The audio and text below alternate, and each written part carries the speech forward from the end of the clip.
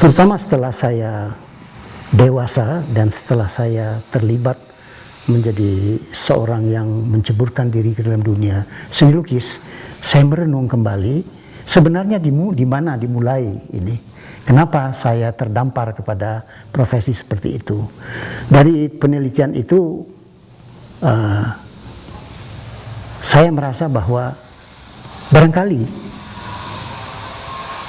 sejak dari awal masa saya muda, berumur 7 tahun, 8 tahun, saya suka sekali menemani ibu saya yang selalu bekerja di rumah setelah dia selesai masak dan sebagainya, yaitu membuat karya-karya sulaman-sulaman tradisional di Aceh yang memakai benang-benang emas sebagai materinya, bahannya, di atas kain laken atau kain sutra dengan bentuk-bentuk flora yang dia ciptakan sendiri, yang disulam untuk persiapan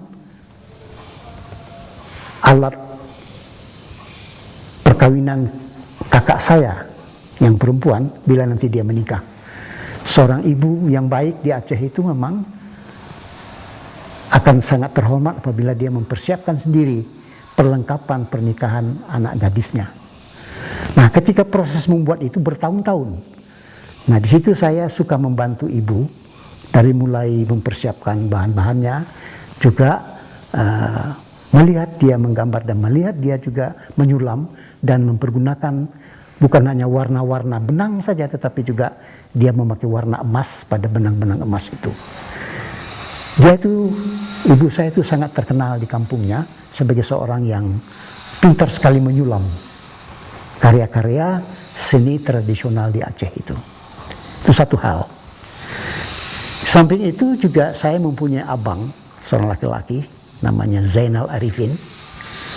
Dia rupanya dilahirkan sangat berbakat, dalam arti pintar sekali menggambar. Menggambar dalam arti membuat drawing, kartun, gambar, potret-potret dan sebagainya itu. Lincah sekali. Padahal dia sama sekali tidak pernah mengikuti atau masuk atau belajar pada sebuah akademi. Karena pada waktu itu belum ada akademi seni rupa di Indonesia.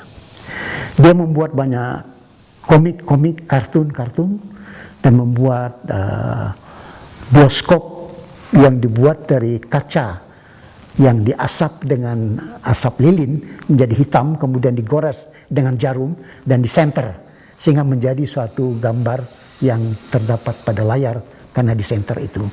Gambar-gambar itu sangat hidup yang selalu membuat saya berpikir saya ingin menjadi seperti dia.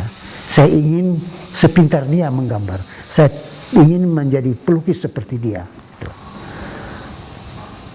Itu satu hal yang barangkali di samping ibu saya sebagai seorang yang memberikan suatu penglihatan terhadap berbuat craft itu bagaimana, berbuat kesenian itu bagaimana, begitulah ya. Nah, setelah itu saya berangkat menjadi dewasa.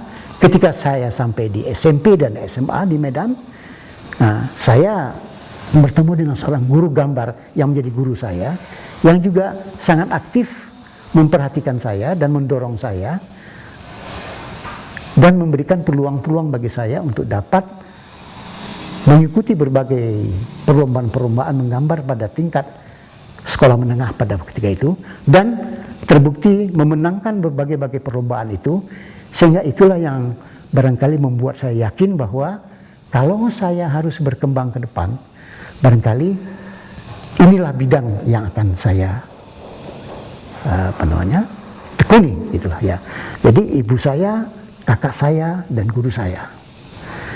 Tetapi yang tidak bisa saya lupakan juga adalah bapak saya sendiri, orang tua saya, ayah saya sendiri. Dia sama sekali tidak memberikan suatu input sebagai seorang seniman atau seorang yang bekerja dalam bidang seniman. Tetapi dia memberikan kesadaran kepada dunia Islam yang sangat kuat kepada saya. Dan juga barangkali mengajarkan pada saya bagaimana disiplin dalam hidup ini dan bagaimana saya bisa mengarahkan bagaimana saya mewujudkan cita-cita saya. Dia seorang yang sangat pintar sekali memberikan wawasan kepada saya untuk bisa berhasil di dalam kehidupan ini. Inilah barangkali orang-orang yang ada di belakang saya. Pada dasarnya, yang selebihnya itu mereka yang ada di perguruan tinggi, di akademi, yang membimbing saya untuk menjadi seorang pelukis yang profesional pada akhirnya.